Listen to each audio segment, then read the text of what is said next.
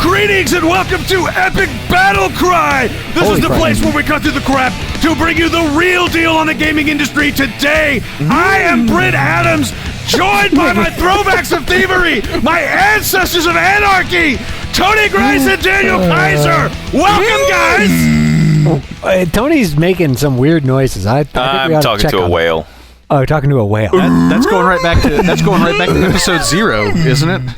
What's that? I'm almost positive episode 0 was you doing like whale sounds. Like Tony likes to watch Nat Geo or something, and you were like in the dark. That is exactly what I was referencing. And you were making the sound of whales humping. Oh yeah, humpbacks. Otherwise known as. That's what I do. That's why you guys brought me on. Magneto. You're like, look, the show's just missing something. I think we need whale. We need whale sex sounds. Yes. Who do we know? We need to bring the hump back. That really, I mean, even for you, that one fell flat. Yeah. What's the question today? It's Friday. Where's my fail button? All right, so it's Friday. Welcome back, everybody. Getting ready to close out your week with a question from Stephen East, who is at Stephen East on Twitter. It actually makes a lot of sense when you think about it. Yeah. He says, at Epic Battle Axe, what do you think the best and worst things to come from the last generation, that this being Xbox 360, PS3, what do you think the best and worst things to come from the last gen were? Tony. Start us off. What do you think, man? All right. So, I don't know. I was kind of trying to think, is this broad, like, the big broad strokes or like a specific example? And I kind of went broad with it. I think, honestly, you have to look at the implementation of online gaming, just to all sorts of gaming. Before this last console generation, you had online gaming. I mean, there were, the Xbox especially, Xbox Live started on the first Xbox. I mean, it was impressive, but realistically, it wasn't until like the 360 and Xbox Live, the kind of integration was so well done, and with a lot more than just. It kind of started off as just shooters. Only shooters sort of had online elements. For multiplayer and whatnot, but it really grew to a point where, role-playing games had them, and games used online to, give you additional content and just all kinds of things about it. Just having that component to it was obviously, I think, the best thing that, kind of came about, just the proliferation of it and how much it sort of changed and added to. I mean, it brought, even that, you could argue, brought some things like the ability to DLC and the ability to do patches and stuff like that. I guess you could argue is so one and the same might be the best and the worst. It was a sword that cut both ways, double-edged sword. But it was a two-way street. I would say the worst thing, though, honest to goodness, and this actually was kind of got me thinking about specifically because of a story that came out in the last couple of days as well, and that is exclusives. The fact that pre-order exclusives and even just like platform exclusives and that is the one thing that seemed to happen this past console generation. It went from essentially not being there. I mean, you did have every rare once in a while you might get like an exclusive art cell or some sort of like physical thing by buying it at a store with some games before this last console generation, but this was the one where content in game really became pretty prominent, and I frankly hate that. And there was a story this past week about I guess like a business meeting, a press conference thing that happened with GameStop. And how GameStop is essentially, they've had some people come in and look at their business and say, hey, what can we do to sort of secure, just kind of looking forward towards their business for the next, 5-10 years, whatever. Yeah. What are things we should look at? And getting out of retail. One of the biggest things, unfortunately, that's not good for them business-wise because they're doing very well, which it drives me crazy. But the thing that they said, they looked at, and they said, hey, look, the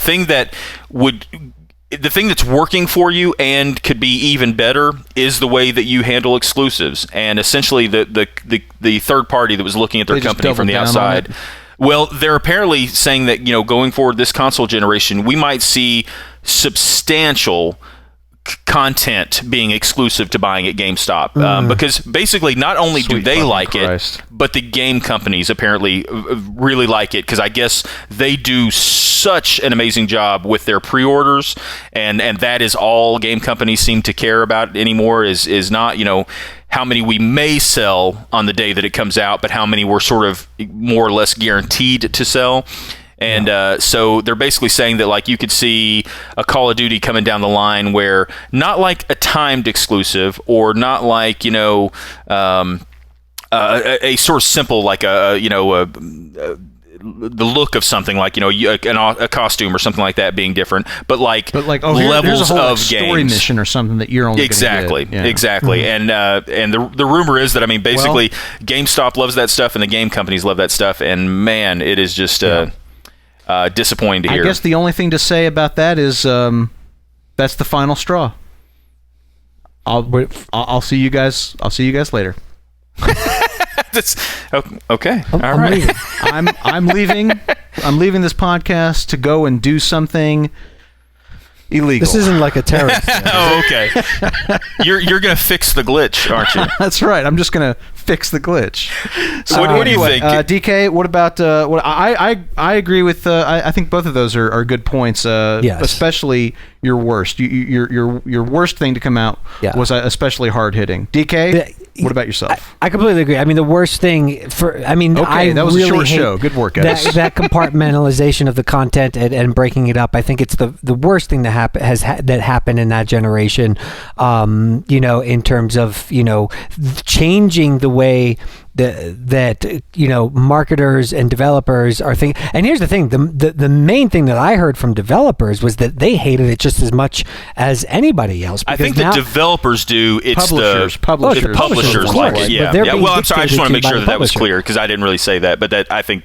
Anyway, but I think you're right. The developers hate it just as much. But, to answer the question, my answer in a nutshell was connectivity, like the very first thing you said, just because I feel like it was such a double-edged sword. It provided so many great things and also so many bad things. And also, I think that the connectivity and the reliance on connectivity, honest to God, in this last generation, it put gaming in a space for me that it never was in before, and mostly in a negative way, meaning that I couldn't stand going to buy a game, coming home, having to enter a code, download an update, log into this thing and that thing, and do all this. It makes me want to not play it. To be honest with you, and whatever's on the other side of all that stuff, either is just horribly executed. But that's one thing that I can't stand. And also, with these new consoles now, like the installs and having to connect and downloading all this stuff all the time, it's just taking it to a place to where I see the benefits of it, but it also provides such a crutch for both developers and software, hardware manufacturers, whatever, in terms of being able to say, well, we now know that we can fix it later, so we can ship something that's not perfect. And I think that when you're doing that you are eliminating that sense of striving to create something that is exactly what you want it to be, and it's creating an industry that is just filled with hype supersedes reality. You know what I'm saying? Yep. So you're getting these games based on their potential, even when you buy them. And the worst part is that it combines with that second aspect. So you're having to pick and choose where you're buying it to get this exclusive crap that is only available, which really bugs me because it really fundamentally changes the game on some levels, and I really can't stand that. So I'll be honest, 100% shooting straight with you guys and everybody else. Some of the things that have happened in this last generation just have really turned me off towards interactive entertainment, the business of it as a whole. Now, the art of it, the creativity of it, the passion of it all, still love that stuff, but it really sucks, some of the stuff being a gaming consumer, and it makes me want to not buy games half the time. So I guess that answers the question. So you feel really strongly about that? Yeah, absolutely. Yeah. No, I mean, I think we've all sort of touched on elements of that before. The one thing I hate more than anything is the fact that I think this is one of the few industries where if you are, and I mean, I guess people in a way almost call this an early adopter, but if you buy a game on day one, you're getting the worst version of that product there will ever be. Well, no, you're getting, like, that product will eventually be better in some way. It'll, glitches will be fixed, some additional features will be added, or whatever, content will be added, but that all comes later. The later you wait to get something, and it's also, you're paying the highest premium on it. Yeah, you're paying if you the buy most a and getting car, the least, basically. the car is more than likely going to run its best when you first get it, and as the years go down, potentially problems will arise, or just wear and tear will get less efficient with gas, and you won't be able to sell it for as much. It won't have as much value. It's the exact opposite almost, is that you get the least out of it later with game, or you get the most out of it later with gaming. movies. Like if you buy a DVD day one, it's like, okay, you're getting the theatrical release, and then they might come out with like an extended special edition release, later on. Yeah. And it's like, well, I'm getting something different. Gaming is really one of the only things where it's like you don't like go buy a book and like a lot of the sentences or like a lot of the grammar's off and like there's a lot of typos, and then like 6 months later they release a version and that's all fixed. But that's literally what's happening. Yeah, well, and it's so much more prolific with gaming. It's frustrating. What about you though, Brent? What's your take on things? Well, I think that both of you guys have touched on things that I would agree with, and so I'm going to try to go a slightly different way, and just to get something fresh into the conversation. I will say that I think that the best thing that has happened in this last generation is the realization that photorealistic graphics, 3D models and environments, and like first-person shooter gameplay mechanics are not the end-all be-all of gaming, and the embracing of classic game mechanics, of classic game paradigms, 2D gaming, platform gaming, the advent of what we kind of collectively call retro gaming, and how that has worked its way into not only just small indie developed titles, but really big name titles too that got lots of attention.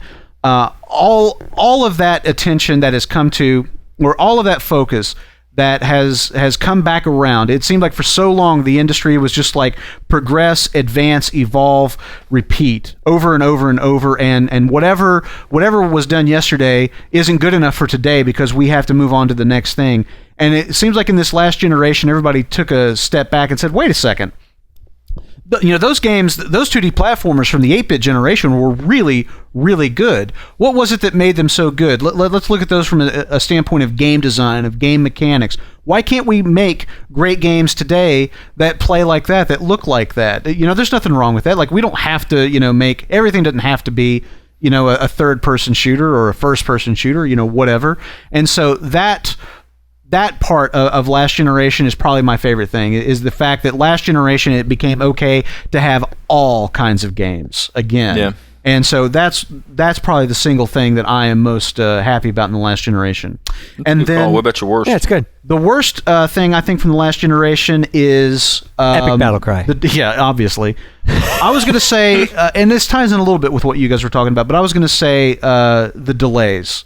The inability, it seemed like, for anybody to actually put out a release date and meet it, or to get their game out and not have it be broken on release. But basically, that whole thing of the game industry feeling like, we've got to set a release date on this, presumably because we want to sell pre-orders on it, right? But we got to set a release date on this, and then you know what? We need time to polish. We need 6 more months, and that constant game, like basically the Batman Arkham Knight situation, that constant game of it's coming out here, no, it's not. Now it's coming out here. Well, now it's coming out here. That whole moving puck thing of trying to pin down when the game is going to come out.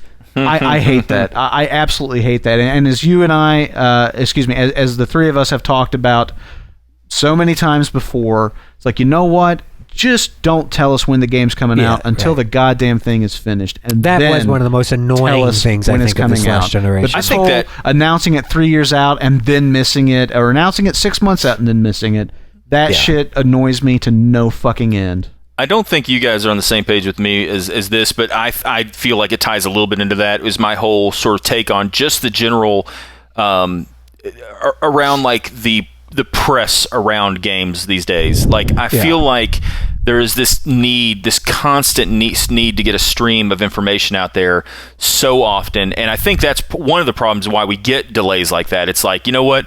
We probably don't even realistically expect now, when we're about to make the announcement, to hit this date, but we got to go ahead and say it, because then we'll just come back later and say that we have to push it back. But it gets us in the news cycle today, you know, that we're putting out a date. And that whole thing about just getting constant news. There's probably aspects of that are involved in it as well. Yeah. Yeah. It's that whole piece of it's frustrating, but I totally agree with you on the delays.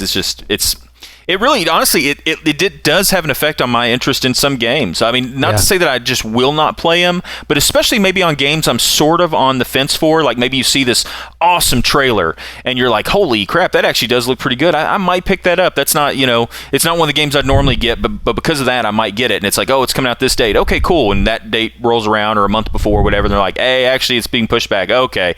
And then it sort of moves to the back of your mind. And unless it's one of those like Arkham Knight, that's one that you're going to pick up, no matter how frustrated you are, I'm sure, Brent. Yeah. But like maybe a smaller title that maybe wasn't necessarily a guarantee buy for you, every time they sort of push it back or delay it a little bit, if it's on the edge, that might be enough to sort of push it the other way, and you forget about it and not want to pick it up. I think. I can't think of a specific example, but I feel certain that's probably happened. I feel certain that there's games that I've been like, oh, that's kind of cool. And then it's like, it's delayed. I'm just like, and then I never think about it. Yeah, honestly, it's probably you can't think of them because the times they literally were just in that. Well, they're in that little because I spot where you're them not from my memory. Well, because you're just not that. You know what I mean? It's like it's one of those like games where you're maybe not absolutely sold on, but it just you need a little push either way. Whether it's like, hey, we're releasing it early. Oh, that's awesome, cool. I'm excited for it. Or it got pushed back to next year. Okay, well, I'll remember it then. Or I'll try to get excited about it then. Yeah. Right. Yeah. All right, then. All right, well, that's this edition of the podcast. I think that we've answered Steven's question. Some of that, is territory that we've covered before, but it is now that we are firmly into the current generation with the PS4 and the Xbox One. It is, I think it is kind of interesting to look back on that last generation, and I don't know. I can only hope that that some of these things will get better. Although from what Tony's saying, like it sounds like that one thing in particular is only going to get worse. Well, just a real quick follow up though. The thing DK brought up, talking about like the preloading of games and stuff like that, I would almost think that might has gotten a little bit better. When you first put a game in like a 360 and had to load up for 30 minutes or so, and now they're doing the whole like you put it in and after 2 minutes you can start playing the game. It's like they are trying to fix some of those issues, but yeah, so. Well, and like Sony like really playing up the no DRM thing. It's like, hey, you want to borrow a game from a friend? Go ahead. Yeah. Just swap the game out. There's no activation codes. There's none of that. Some of these things have been addressed. Some companies are working to simplify these things, and then there's GameStop. Yes. Yep. Which literally game stop. Just stop. Full stop. Just full stop. All right, guys. So that's going to do it for today and for this week of Epic Battle Cry. We want to thank everybody for joining us once again.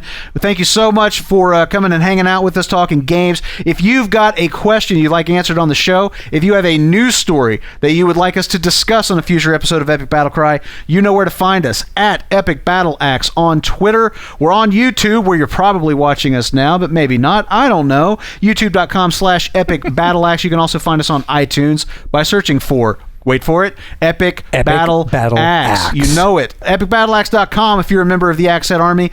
And we want to hear what you guys have to think about today's episode, about this week's episode. So hit us back, leave us some comments, give us a subscribe, throw us a like here on YouTube. That helps us. It really, send us really some cash. Helps us. Yeah, just send cash. In an envelope. Just send cash money. That helps too. We'll be back next week with an all-new series of episodes of Epic Battle Cry. Until then, cry havoc and let your voice be heard. And have a great weekend. Yes, and have a great weekend. It's not fair to not have a great weekend, man. I feel so shafted when I have a shitty weekend. Oh, it's brutal. It's the worst. It really does. Like if you have to start, like if you were busy all weekend, you have to start the next week. Yeah, like not having had a good break. Oh, it's worse than awful. It is. It's just terrible because you got nothing but 5 more days of pain to look forward to. Ugh. Yeah. Yeah, and 7 Then days without a rest makes 1 week. I am so happy this week is over. So happy.